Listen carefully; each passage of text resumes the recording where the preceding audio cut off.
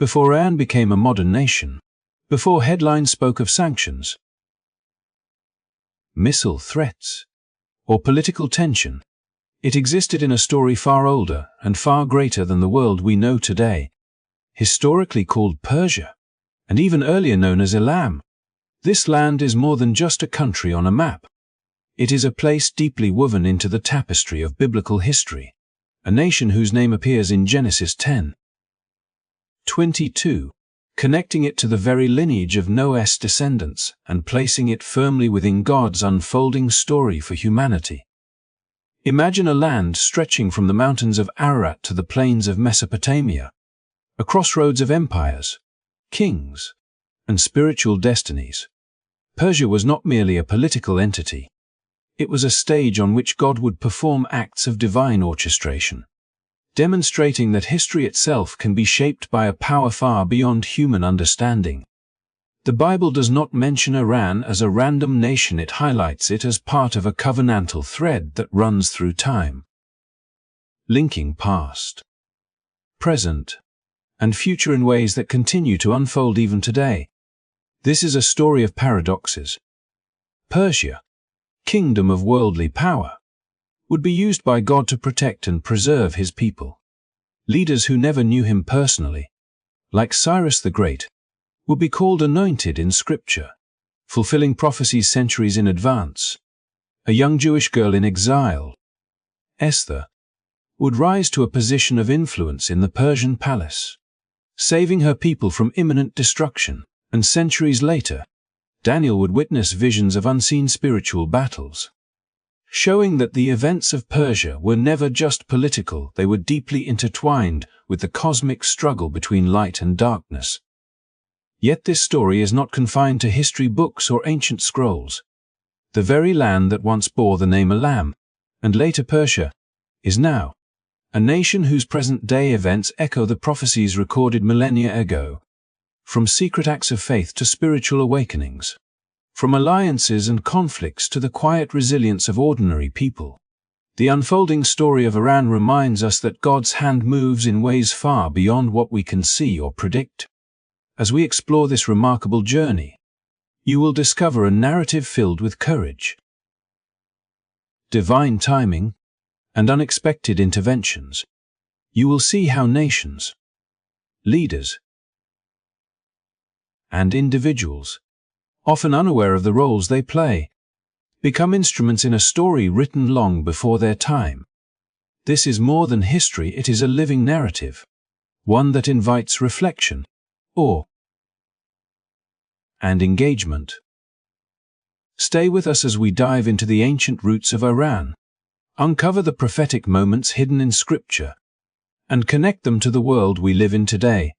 If this story sparks your curiosity, inspires your faith, or simply opens your eyes to a history intertwined with destiny, do not forget to like this video and subscribe to our channel for more explorations of incredible stories that shape our past, illuminate our present, and hint at the future.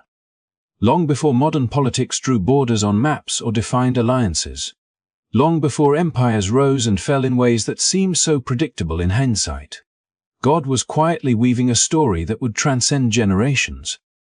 A story in which the unlikeliest of people and the most unexpected of leaders would become instruments of divine purpose.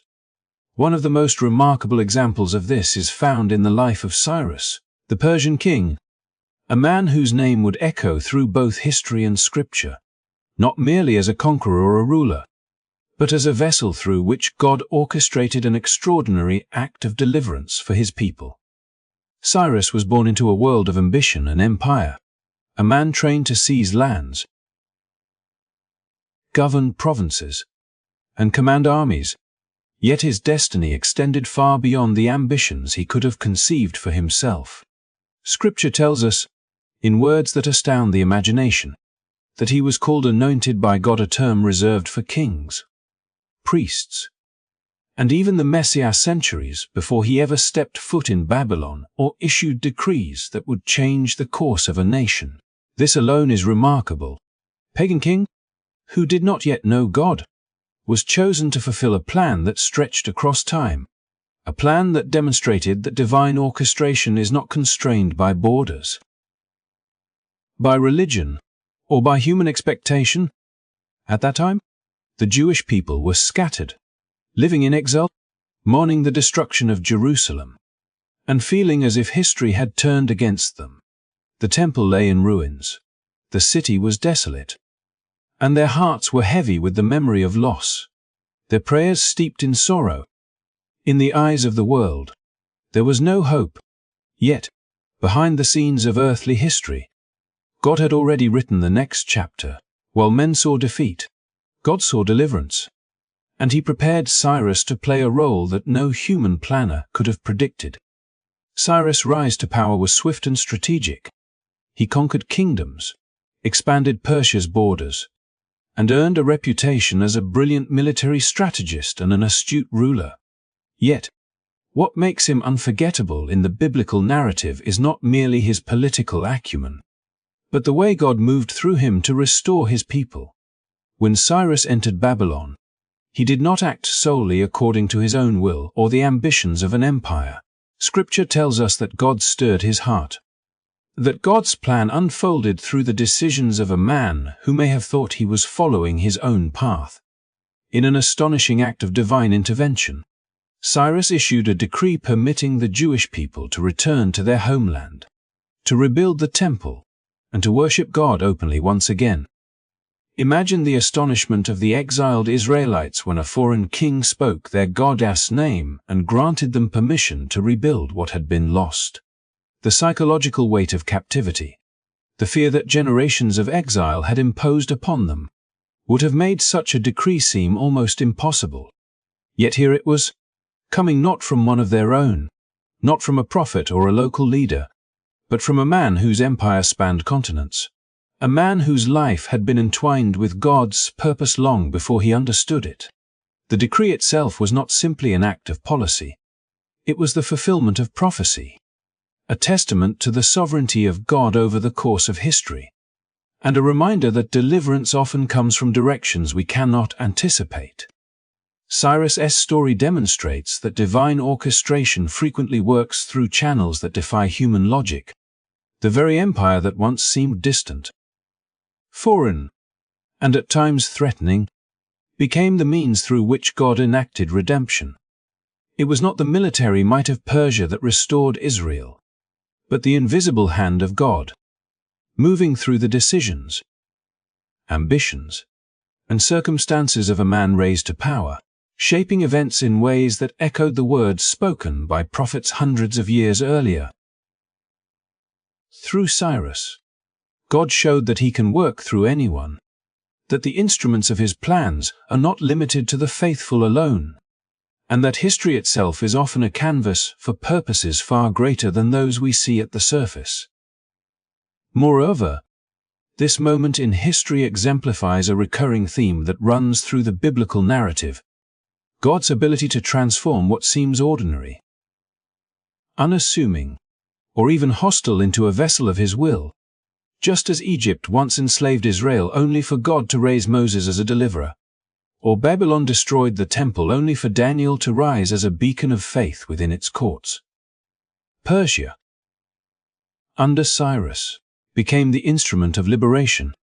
The story is a powerful reminder that leadership, power, and influence are not merely human constructs.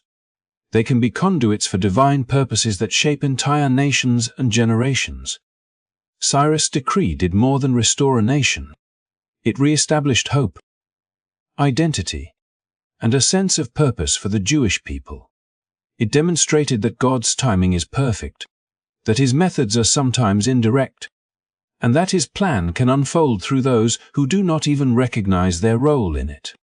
Every stone laid in the rebuilt temple, every prayer uttered by a returning exile, every act of worship in the restored city was, in a sense, a continuation of a story that began long before Cyrus was born. A story in which God's sovereignty moved through an empire, through a king, and ultimately through a people longing for restoration. The legacy of Cyrus reminds us that divine orchestration often surprises us, that the unfolding of God's plan is rarely obvious, and that history is far more than a series of random events. It is a tapestry of purpose, woven through the decisions of rulers, the courage of ordinary people, and the subtle guidance of a sovereign hand. In the case of Persia, God demonstrated that He can redeem what seems lost, that He can turn a foreign empire into an instrument of grace, and that even the most unexpected leaders can fulfill roles that echo across centuries, shaping the destiny of nations and fulfilling promises that cannot be broken. Cyrus' story, embedded in the very heart of biblical prophecy, remains a timeless reminder that God's power is not limited by geography, culture, or human expectation, and that His plans often unfold through channels we might never predict, yet always with precision, purpose, and a vision that reaches beyond our understanding. The story of Esther unfolds like a delicate tapestry, intricately woven with courage, faith, and the quiet hand of divine providence, a narrative that would later ripple through generations as a testament to God's ability to act through the most unexpected circumstances. Born into exile, Esther was a Jewish girl living in the Persian Empire, a world far from the streets of Jerusalem and the sacred walls of her ancestral home. Her early life was marked by displacement and uncertainty. A young orphan navigating the sprawling courts and shadowed alleys of a foreign land, where the customs, language, and culture were all alien, yet where God was already setting the stage for a dramatic act of salvation that would echo far beyond the walls of Susa, the capital of Persia. Esther's rise was not the product of ambition or political maneuvering. She did not seek to be queen, nor did she pursue power for herself. Yet, in the mysterious economy of God's providence, her path led her to the palace of King Xerxes, known in Scripture as Ahasuerus, a ruler whose influence extended across a vast empire stretching from India to Ethiopia. The king, in a moment of human folly, banished his queen, creating a vacancy in the palace that would become the unlikely gateway for Esther to step into a role of monumental significance. In the midst of splendor, opulence, and the often cruel intrigues of court life, a quiet, hidden plan was unfolding, orchestrated by a hand far greater than that of any earthly power, guiding Esther toward a destiny that would shape the future of her people. The turning point of this story emerges when Haman, the king's advisor, driven by pride and hatred, hatches a plot to annihilate the Jewish population within the empire. It was a death sentence so sweeping and absolute that it threatened to erase an entire people, extinguishing their history, faith, and presence in a single stroke of decree. Yet, in this moment of impending darkness, Esther's unique position became the beacon of hope. She had access to the throne, a proximity that few could claim. Yet approaching the king without invitation meant risking her life. The stakes were impossibly high, and the outcome uncertain. Yet Esther did not act impulsively. She moved with deliberation, prayer, and fasting, seeking guidance and strength from God, who had positioned her for this very moment. Her courage was not the loud, theatrical bravery of a warrior charging into battle, but a quiet, steadfast determination rooted in faith and obedience. Esther's decision to approach the king, to speak truth and advocate for her people, was a calculated act of faith that relied not on human power but on divine favor. She understood that her life, though at risk, was part of a larger narrative, a story in which God's will often unfolds through those who step forward with obedience and courage, even when the odds seem insurmountable. When she revealed Haman's plot and interceded on behalf of her people, the king's heart was moved, and the scheme that promised death and despair was overturned. The Jewish people were spared, their survival ensured, not through armies or weapons, but through the bravery and faith of a young woman placed in precisely the right position at precisely the right time. Esther's story underscores a profound spiritual truth. Deliverance often comes not through visible power, but through hidden obedience. Not through force, but through strategic courage aligned with divine purpose. God's providence does not always manifest through the expected channels. He works in ways that defy human logic, placing ordinary individuals in extraordinary circumstances and granting them the wisdom and resolve to act. Esther's ascent to queenship, initially a personal elevation, became a platform for national salvation. Through her, God demonstrated that even in a foreign empire, amidst the intrigues and dangers of court life, His plan cannot be thwarted, and His people can be protected through unexpected instruments. The tension and drama of Esther's actions also reveal the delicate interplay between human choice and divine orchestration. While God positioned her, He did not force her hand. Esther's obedience was her own, and it required discernment, courage, and unwavering faith. She embodies the principle that God often works through our decisions, through our willingness to act when called, to step into roles that may seem beyond our capacity, and to trust that He can accomplish His purposes through the most unlikely vessels. Her story is a reminder that even when circumstances appear overwhelming, and when the machinery of politics, power, and pride threatens destruction, God's providence is at work behind the scenes, shaping outcomes that honor His will and preserve His people. Furthermore, Esther's courage has lasting implications beyond the historical moment itself. It models the way faith can intersect with opportunity, showing that God's purposes are often revealed in moments that demand both risk and wisdom. Her story teaches that spiritual battles are often waged not on visible battlefields, but in the quiet decisions of individuals who choose to act in alignment with God's guidance, influencing events that reverberate far beyond their immediate context. The deliverance of the Jewish people under Esther's intercession stands as a powerful testament to the truth that God's sovereignty can use even the most fragile and overlooked lives to accomplish extraordinary outcomes. Esther's life, woven into the broader narrative of Persia and the unfolding history of Israel, connects seamlessly with the earlier acts of God through Cyrus, the Persian king who liberated the exiles. Together, these stories reveal a consistent theme. God works through both rulers and ordinary people, through open proclamations and hidden acts, to fulfill His purposes. Cyrus demonstrates divine orchestration through political authority, while Esther exemplifies divine intervention through courage, faith, and strategic obedience. In both, God's hand guides history, shaping events, preserving His people, and revealing that the true power behind every historical moment is not human ambition, but the sovereignty of the Almighty working through those willing to participate in His plan. Ultimately, Esther's story is a celebration of how God's providence operates in the unseen, where faith, courage, and divine timing converge to bring salvation in ways that surpass human expectation. It reminds us that even in exile, even in positions of apparent vulnerability, God's plan is never thwarted, and that through the obedience of one person, the fate of many can be transformed, turning a moment of potential destruction into a timeless narrative of hope, courage, and divine purpose.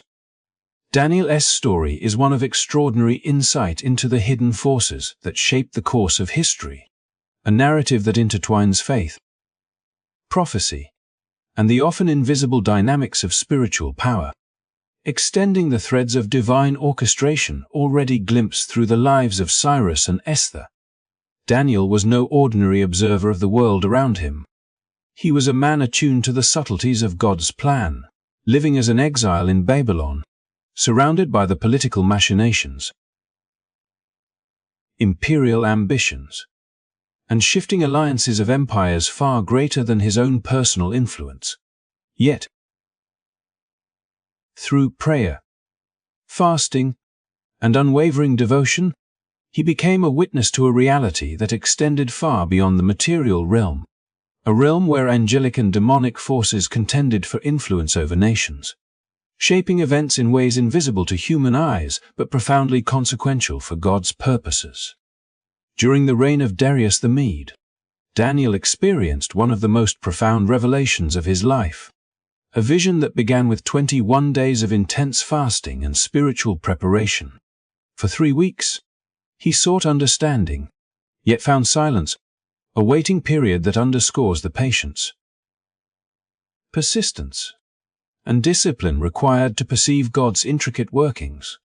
Then, in a moment that transcended ordinary perception, an angelic figure appeared, radiant and commanding, a being whose presence conveyed both authority and the weight of the unseen cosmic struggle. It was here that Daniel was given insight into the spiritual realities operating behind Persia, a kingdom whose rising influence and political prominence were only a fraction of the story. A kingdom whose throne was shaped not only by kings and armies but by spiritual entities contending for authority in the unseen realm. The angel revealed that the prince of the kingdom of Persia had opposed him for 21 days, delaying the message intended for Daniel.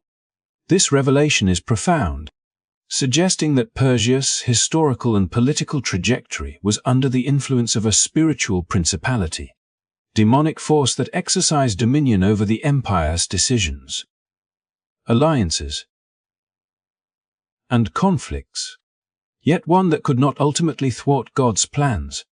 The intervention of Michael, described as one of the chief princes, highlights that divine forces actively participate in the governance of history, working behind the scenes to counteract opposition and ensure that God's purposes are fulfilled. This spiritual warfare, largely invisible to human participants, underscores that the struggles and triumphs of nations often mirror a deeper battle in the heavens, a battle in which unseen powers shape the destiny of kings, empires, and peoples in accordance with divine oversight. Daniel's visions extend beyond the immediate political concerns of Persia and Greece, reaching into the distant horizon of eschatological prophecy.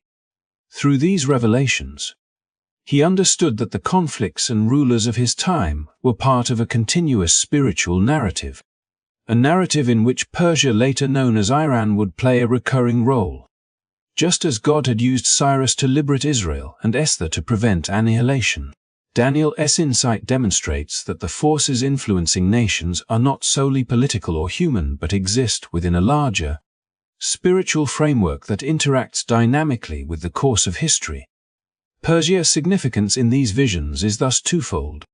It is both a tangible empire interacting with Israel and surrounding nations, and a spiritual locus where angelic and demonic forces contend, influencing the rise and fall of empires and shaping the fulfillment of God's covenantal promises.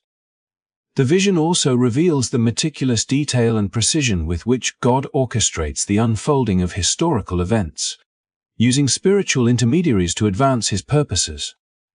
Daniel learned that the opposition of the prince of Persia could delay but never prevent the delivery of God's message, illustrating the ultimate sovereignty of the divine over all earthly and spiritual powers. This narrative of resistance and divine intervention establishes a pattern, connecting Persia's ancient spiritual opposition to its later appearances in prophetic scripture, including the visions of Ezekiel, where the nation figures prominently in end-time conflicts. Daniel's experiences remind us that history is not random, that the political tensions, wars, and alliances that appear to dominate the human narrative are often reflections of a profound spiritual reality, a reality in which God's providence and justice ultimately prevail. Moreover, Daniel's vision underscores the interplay between human agency and spiritual forces, emphasizing that while empires may act according to human ambitions, there are transcendent influences guiding outcomes in alignment with God's will. Persia's emperors and policies, its military campaigns and internal politics, are all situated within this larger spiritual tapestry. The Prince of Persia represents resistance, yet the unfolding of God's plans demonstrates that even such opposition serves to highlight the power, patience, and faithfulness of divine orchestration. In this light, Daniel's revelations invite readers to perceive history with a dual lens, one that acknowledges both the visible political reality and the invisible spiritual dynamics that shape it. The angelic and demonic interplay revealed to Daniel also illustrates the enduring spiritual significance of Persia, linking the empire's historical actions to broader biblical themes of deliverance, judgment, and redemption. Daniel's visions serve as a bridge between the past actions of Cyrus and Esther and the eschatological events foretold in later scripture, establishing Persia not merely as a historical kingdom, but as a spiritual actor whose decisions and influences resonate across time. This continuous thread of spiritual engagement elevates our understanding of Persia from a mere geopolitical entity to a central figure in the unfolding narrative of God's providence, a kingdom where divine and demonic forces contend, shaping history in ways both visible and unseen. In reflecting on Daniel's experiences, one perceives that the unfolding of Persia's destiny is deeply entwined with the broader story of Israel and God's covenantal plan, revealing a universe where spiritual realities and historical events are inseparable, where the unseen war behind the throne determines the visible outcomes of nations, and where God's sovereignty ensures that even the most formidable opposition ultimately advances his purposes. Daniel's visions illuminate the hidden dimensions of history, connecting the liberation of Israel through Cyrus, the deliverance through Esther, and the eschatological role of Persia in a seamless narrative that bridges time, prophecy, and divine orchestration, underscoring that the story of Persia is far more than political, it is profoundly spiritual.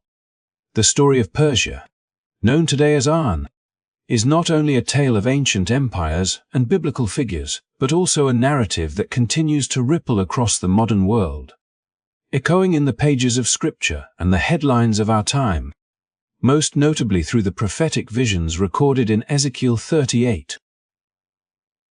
These passages, often referred to as the prophecy of Gog and Magog, describe a future coalition of nations rising against Israel, a conflict that many scholars and theologians connect with Persia as a key participant. The text portrays a scenario in which Persia is not merely a distant memory of the ancient world, but an active player in a spiritual and geopolitical drama that transcends time. A reminder that nations are often entwined with divine narratives far greater than their immediate ambitions. Ezekiel's prophecy paints a picture of a formidable alliance, a gathering of forces from across the globe converging with a common purpose against the people of Israel. Within this coalition, Persia is named alongside other nations, not as a symbolic placeholder, but as a tangible entity whose geographical and strategic identity is recognized in the vision. This inclusion underscores a continuity from the Persia that once liberated Israel under Cyrus to the Persia that now stands at the center of international attention, bridging centuries of history and embedding the modern state of Iran into the framework of biblical prophecy. The prophecy is explicit in its description, detailing the assembly of armies, the movement of horses, and the orchestration of strategies. Yet it also emphasizes that behind these visible preparations lies the unseen hand of God, directing the outcome and ensuring that even the most aggressive opposition ultimately fulfills a predetermined role within his plan. The connection between ancient scripture and contemporary geopolitics invites a reflection on the patterns of history, patterns that often repeat with remarkable precision. Persia, once the empire that Cyrus ruled to deliver the Jews from exile and later the stage upon which Esther acted with courage and faith to save her people, now emerges in Ezekiel's vision as a potential adversary. This juxtaposition is striking, revealing a cycle where nations may be instruments of both redemption and opposition, serving divine purposes in ways that transcend human comprehension. It highlights the dual nature of historical actors in the biblical narrative.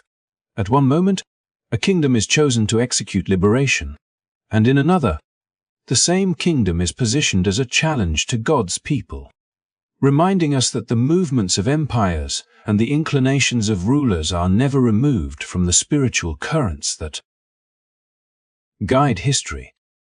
Modern Iran's rhetoric, its alliances, and its regional actions resonate eerily with these prophetic descriptions, drawing attention from both religious scholars and geopolitical analysts.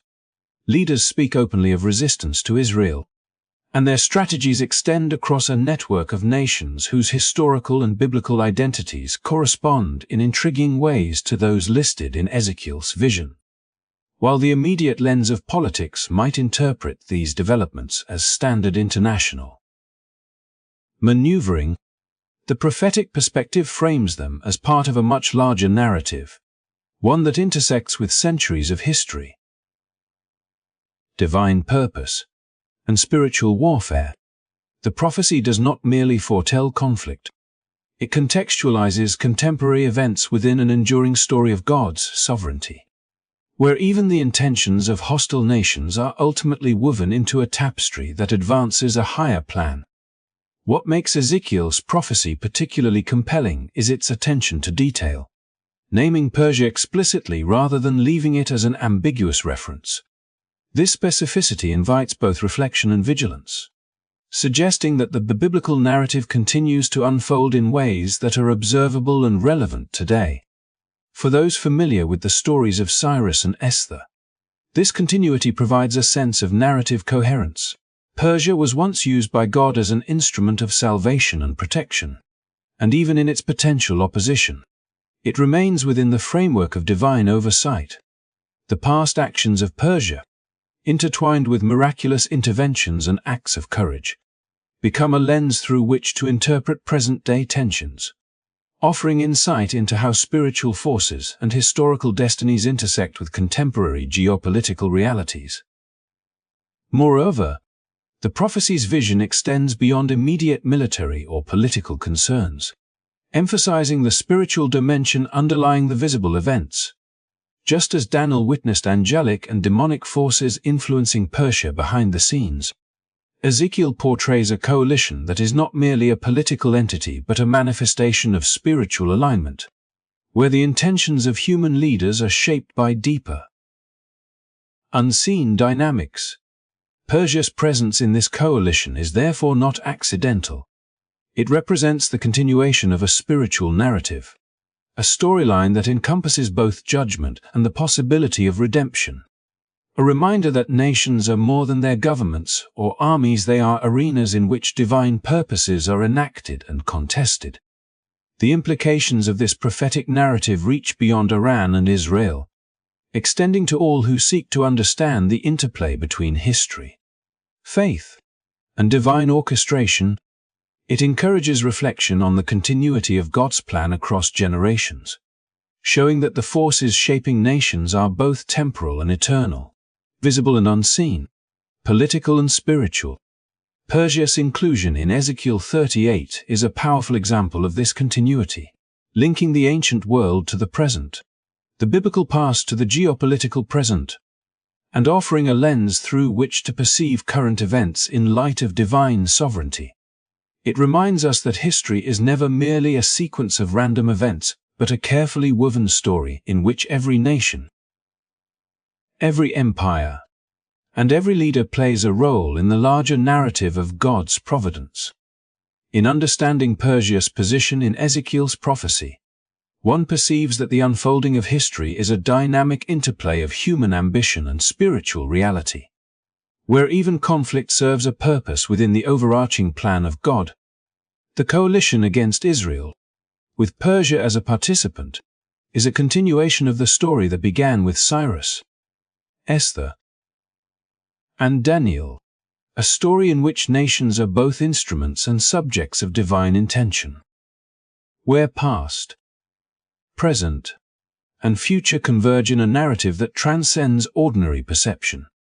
This prophetic perspective transforms the understanding of contemporary tensions, inviting observers to look beyond immediate headlines and consider the deeper spiritual and historical currents shaping the destiny of nations, revealing a timeless truth that Persia, Iran, remains a central figure in the ongoing unfolding of God's plan, a nation whose role in history and prophecy continues to unfold in ways both challenging and redemptive.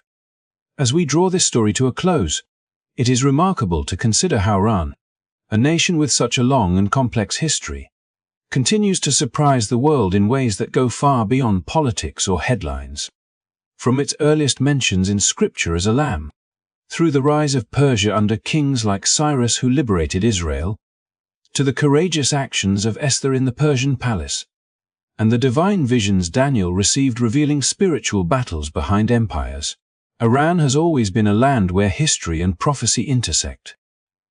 And now, in our own time, we see that story continuing in ways both unexpected and inspiring. Today, Iran is often portrayed as a nation defined by conflict, sanctions, and tension with the outside world, particularly regarding Israel. Ezekiel 38 positions Persia within a prophetic coalition against Israel, reminding us that nations can serve roles far larger than we immediately understand. Yet, even in the midst of geopolitical turmoil, there is another narrative quietly unfolding, one that defies the assumptions of observers and demonstrates that God's work does not end with empires or governments, despite strict governmental controls and even persecution. A growing underground Christian movement in Iran shows that the hearts of the people are not beyond God's reach. Hidden in homes, whispered in secret gatherings, in prisons and isolated rooms, men and women are discovering faith, studying scriptures in secret, and forming vibrant communities that flourish despite the shadows around them. This spiritual awakening in Iran is a continuation of a pattern we have observed throughout biblical history. God often works through the most unlikely people and in the most unexpected circumstances. Cyrus, pagan king, became an instrument of divine liberation. Esther, a Jewish, saved her people through courage and wisdom. Daniel, an exile, received visions that continue to inform prophetic understanding. Similarly, today, ordinary Iranians, from teenagers reading the Bible by flashlight to adults sharing their faith quietly in neighborhoods and workplaces, are taking part in a modern chapter of that ongoing story. They are living proof that God's influence transcends borders, politics, and social constraints, turning even nations perceived as adversaries into arenas of spiritual transformation. The growth of Christianity in Iran is not just a demographic phenomenon. It is a testament to resilience, hope, and divine timing.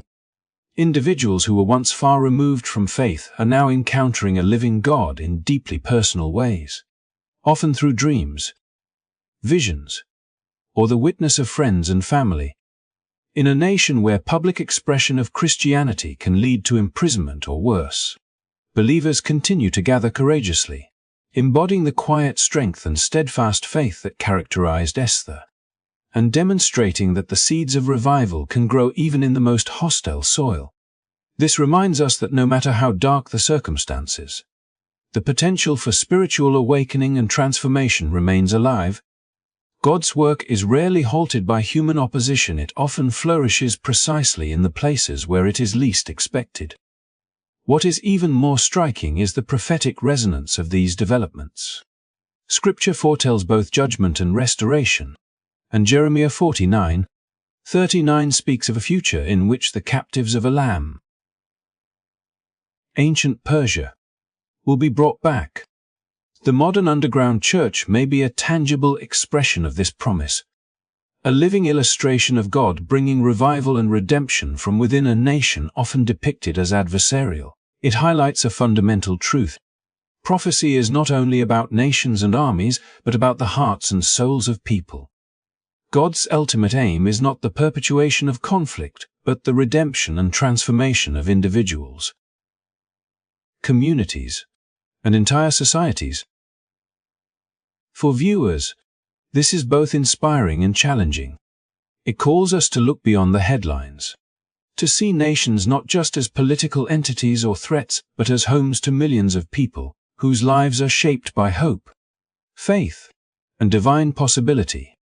It invites us to pray for those in places where faith is restricted, to intercede for the growth of light in regions shrouded by darkness, and to recognize that the story of God's sovereignty is still unfolding in real time, Just as God used Persia in ancient times for both judgment and salvation, He continues to work in ways that surpass human understanding, showing that even the most unlikely circumstances can become stages for extraordinary acts of courage, faith, and divine orchestration. As we conclude this journey from the early mentions of Elam to the present-day revival in Iran, let us remember that history and prophecy are not static. They are living, breathing narratives that intersect with our world today. The people of Iran, quietly gathering, learning, worshipping, and risking for their faith, are part of a larger story, a story that reminds us that no nation is beyond God's reach, no darkness is beyond His light, and no heart is beyond His transformative power. Thank you so much for watching and walking through this journey of history, prophecy, and faith with us.